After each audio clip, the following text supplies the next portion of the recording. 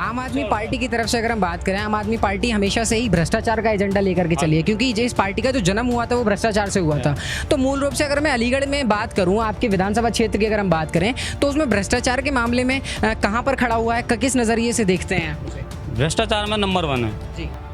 हमारा यूपी, पूरा स्टेट ही नंबर 1 है भ्रष्टाचार में। 2022 में छर्रा में क्या क्या काम हो सकते हैं अगर आप आ जाते हैं सत्ता में? काम करने के लिए तो बहुत कुछ है, जैसे कि स्कूल तैयार कराए जाएंगे, ज़्यादा से ज़्यादा अच्छे स्कूल बनाए जाएंगे, टीचर अवेलेबल होंगे, टीचर को ट्रेनिंग दी जाएगी।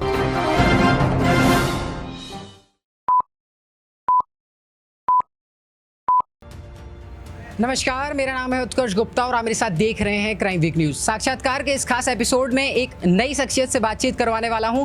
जानने की कोशिश करेंगे कि आम आदमी पार्टी की तरफ से ये जो प्रत्याशी हैं ये क्या कुछ बदलाव करने की उम्मीद से 74 विधानसभा क्षेत्र, अलीगढ़ विधानसभा क्षेत्र छर्रा में उतरने वाले हैं, क्योंकि आम आदमी पार्टी की तरफ से इन्हें टिकट दिया गया है। और क्या कुछ बदलाव इनके शासनकाल में देखने को मिल सकते हैं, जानने की कोशिश करेंगे, क्योंकि आम आदमी पार्टी भी एक उभरता चेहरा है, उभरती पार्टी है जो इस समय नजर आ रही है। क्योंकि हम कह सकते हैं कि उत्तराखंड की राजनीति रही हो, चाहे वो दिल्ली की राजनीति रही हो, तमाम जो अटकलें हैं वो लगातार उत्तर प्रदेश में भी बनती हुई दिखाई दे रही हैं, क्योंकि आम आदमी पार्टी की दावेदारी इस बार भी कम नहीं है। लगातार 3 जो सूची हैं वो आम आदमी पार्टी की तरफ से जारी कर दी गई हैं।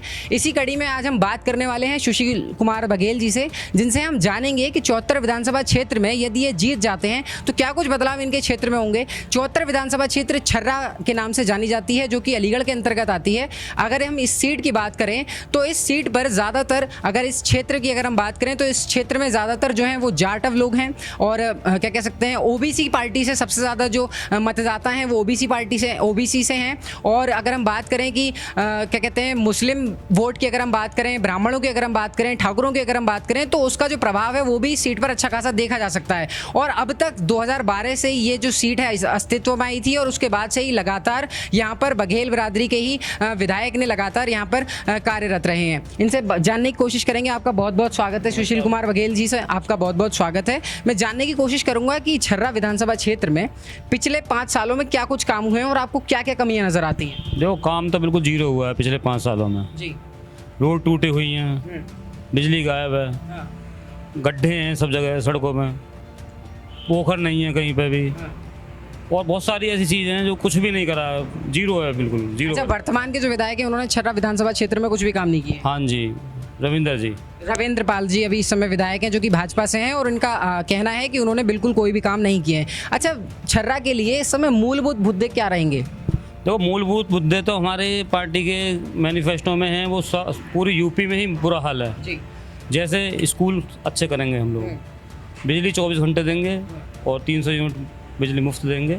अगर हम स्कूलों की बात करें तो वर्तमान में भी जो स्कूल हैं, क्योंकि शिक्षा का जो स्तर है वर्तमान के शासनकाल में सुधरा है, ऐसा हम मान सकते हैं। इस पर आपकी क्या राय है? बिल्कुल नहीं सुधरा है जी। यूपी में जो शिक्षा का स्तर है वो डाउन होता गया है जी। सबसे पीछे है यूपी।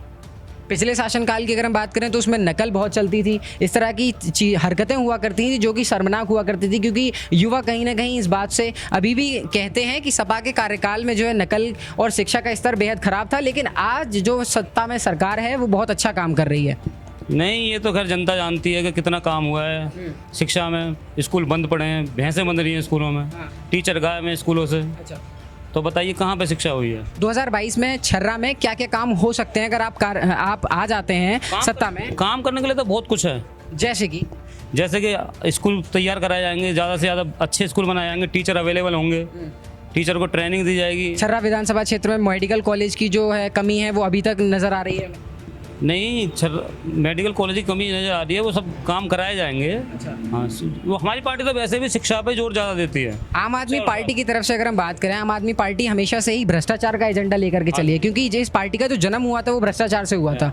तो मूल रूप से अगर मैं अलीगढ़ में बात करूँ, आपके विधानसभा क्षेत्र की अगर हम बात करें, तो उसमें भ्रष्टाचार के मामले में कहाँ पर खड़ा हुआ है, किस नज़रिए से देखते हैं? भ्रष्टाचार में नंबर 1 है जी। हमारा यूपी, पूरा स्टेट ही नंबर 1 है भ्रष्टाचार में, और ख़ासतौर से अलीगढ़। बिजली विभाग मान लो, कहीं पे भी कोई सा विभाग मान लो आप, सब भ्रष्टाचार से घिरे हुए हैं, लिप्त हैं सब। अच्छा, भ्रष्टाचार से लिप्त हैं। क्राइम के मामले में क्या कहना चाहेंगे? क्राइम तो आप जानते ही हो, क्राइम तो रोज़ सुन रहे हो, रोज़ न्यूज़पेपर उठा के देखिए तो उसमें 10 से 20 खबरें ऐसी आती हैं कि डेली हो रहा है क्राइम। अच्छा, 10 से 20 खबरें आप डेली बता रहे हैं, लेकिन अगर हम बात करें बीते 5 सालों का, तो कहीं ना कहीं आंकड़ा गिरता हुआ नजर आया। फिर वो कैसे? कैसे संभव है? कहाँ पे गिर रहा है आंकड़ा? आप तमाम रिपोर्ट अगर हम देखें, तमाम हम क्राइम रिकॉर्ड अगर हम देखें तो उसमें लगातार जो क्राइम रेट है वो लगातार गिरता हुआ नजर आ रहा है। महिलाएं आज के टाइम में अपने आप को सुरक्षित महसूस करती हैं, उसके बाद इतना बड़ा आरोप कैसे? सुरक्षित कहाँ पे महसूस करती हैं महिलाएं? आए दिन बच्चों के साथ क्या हो रहा है आप देख ही रहे हो जी कहीं पे। हाथरस कांड देख लीजिए आप। जी हाथरस कांड में क्या करा है, रात के 2 बजे एक दलित बच्ची को के साथ गलत काम होता है, जी। फिर उसको रात में जला दिया जाता है, किसी को मिलने नहीं दिया जाता उसके घर वालों को। ये अच्छा हो रहा है ये। अच्छा, अब अगर हम बात करें सपा की और रालोद का जो गठबंधन हुआ था उसके बाद भी उनकी जो दावेदारी है वो लगातार 2022 के चुनावों के लिए तेज होती जा रही है। उनका भी मानना है कि इस बार हम सत्ता में वापस आएंगे और पूर्ण बहुमत की सरकार बनाने के लिए तैयार हैं। उस पर आपकी क्या कहना? मानना तो क्या सबका है, सब कह रहे हैं हमारी 304 सीटों में 403 सीटों में से सारी 450 हमारी आ रही हैं। 3 सीट किसके लिए छोड़ रहे हैं वो? अच्छा, आम आदमी पार्टी क्या मन बनाए हुए है इस समय? उत्तर प्रदेश में क्या कुछ बदलाव देखने को मिल सकते हैं? आम आदमी पार्टी अच्छा कर रही है, मेहनत कर रही है और हम अच्छा करेंगे, अच्छी सीट ला रहे हैं। अच्छा, एक बात बताइए, मैं जहाँ पे भी जाता हूँ आम आदमी पार्टी की अगर हम बातचीत करते हैं तो हमें यही सुनने को मिलता है कि हम दिल्ली मॉडल को ही जो है उत्तर प्रदेश में लेकर के उतरेंगे। क्या इसमें सच्चाई है? दिल्ली मॉडल बुरा है क्या? दिल्ली मॉडल की अगर मैं बात करूं तो 200 यूनिट तक 300 यूनिट तक फ्री देना और 1 किलोवाट के जितने भी मीटर हैं उन सबको फ्री कर देना, मुफ्त में बिजली देना और शिक्षा का स्तर बेहतर करना। तो उत्तर प्रदेश की जो जनसंख्या है वो कहीं ना कहीं बहुत ज़्यादा है और इतना बड़ा क्षेत्रफल में इतनी सारी सुविधाएं मुफ्त में दे पाना, क्या ये संभव हो पाएगा? आप सब लोग कह देते हैं कि जनसंख्या बहुत ज़्यादा है, तो जनसंख्या के साथ साथ बजट भी बहुत ज़्यादा है। दिल्ली का बजट 60,000 करोड़ का और यूपी का बजट 5,80,000 करोड़ का, तो बहुत अंतर है। बहुत कुछ हो सकता है, जैसे हमने दिल्ली में करके दिखाया वो यहाँ पे भी करके दिखाएंगे। केजरीवाल जी कहते हैं कि हम 25% शिक्षा का बजट बढ़ा देंगे। हाँ, ये सत्य है। हम सब कुछ का हिसाब लगा के बोलते हैं। अच्छा, हाँ, नाप तोल करके बोलते हैं, कोई हवाई फायर नहीं करते। अच्छा, एक बात बताइए, जो आज के टाइम में धर्म की राजनीति हो रही है, जातिवाद की राजनीति हो रही है, उस पर आपका क्या मानना है? ये तो अगर बीजेपी वाले करते रहते हैं धर्म और जाति की राजनीति। हमारी पार्टी में हमारे लिए सबके वोट हैं जी। हमारा कोई निश्चित वोट नहीं है।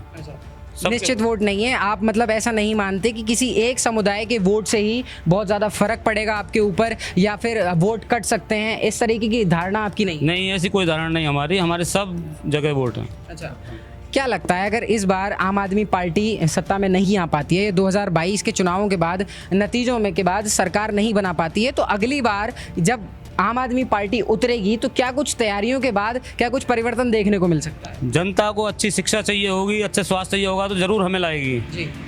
और हम मेहनत कर रहे हैं, करते रहेंगे। इस बार पूरे 403 सीटों पर उतारने की? हाँ जी, पूरी तैयारी। पूरी तैयारी। क्या लगता है, क्या जनता कितना आशीर्वाद देगी आपको? नहीं, वो तो देखो जनता बताएगी, आने वाले समय सब बता देगा क्या होता है। 10 मार्च सब बताएगी। 10 मार्च को उम्मीदें हैं पूरी? हाँ, पूरी उम्मीद है। तो अभी आप सुशील कुमार बघेल जी को हमारे साथ सुन रहे थे साक्षात्कार के इस खास एपिसोड में। फिलहाल इतना ही, लेकिन कुल मिला के अगर मैं बात करूं, संक्षिप्त में अगर बताने की कोशिश करूं तो कहीं ना कहीं हम कह सकते हैं कि आम आदमी पार्टी के जितने भी प्रत्याशी हैं, जितने भी लोग हैं, जितने भी जुड़े हुए कार्यकर्ता हैं, उनका जो मनोबल है लगातार बढ़ता हुआ नजर आ रहा है और कहीं ना कहीं इनका भी मानना है कि एक बदलाव, एक पहल उत्तर प्रदेश में भी देखने को मिल सकती है, क्योंकि दिल्ली मॉडल को लगातार फॉलो करते हुए शिक्षा के स्तर को बेहतर करने की कोशिश की जाएगी। महिलाओं की सुरक्षा की अगर हम बात करें तो उसका भी स्तर बढ़ाया जाएगा, जैसा कि अरविंद केजरीवाल ने घोषणा की थी कि शिक्षा के बजट को 25% तक बढ़ा दिया जाएगा। अब देखने वाली बात यह होगी कि उत्तर प्रदेश की जनता कितना साथ देती है, कितना इनके साथ परिवर्तन की जाती है। लेकिन एक बात मैं यहाँ पे भी कहना चाहूँगा कि जब मैं ग्राउंड पर जाता हूँ, लोगों से बातचीत करने की कोशिश करता हूँ, तो कहीं ना कहीं हमें भी ये देखने को मिलता है, युवाओं से सुनने को मिलता है कि अगर वो सभी पार्टियों को छोड़ दें, जो अभी जो पार्टियाँ हैं, अगर मैं बड़ी बड़ी पार्टियों की बात करूँ, चाहे वो भाजपा रही हो, चाहे वो सपा रही हो, रालोद रही हो या बसपा रही हो, उनके अलावा अगर वो कोई एक विकल्प अगर देखती हैं तो कहीं ना कहीं आम आदमी पार्टी को चुना जाता है। युवाओं की तरफ से लगातार उनकी पसंद बनता जा रहा है। अब ये कह सकते हैं कि शिक्षा का जो स्तर लगातार बढ़ता हुआ नजर आ रहा है आम आदमी पार्टी के नेतृत्व में, वो कहीं ना कहीं युवाओं को अपनी ओर आकर्षित कर रहा है। कैमरा पर्सन रूपेश बघेल के साथ उत्कर्ष गुप्ता, क्राइम वीक न्यूज, धन्यवाद, अलीगढ़।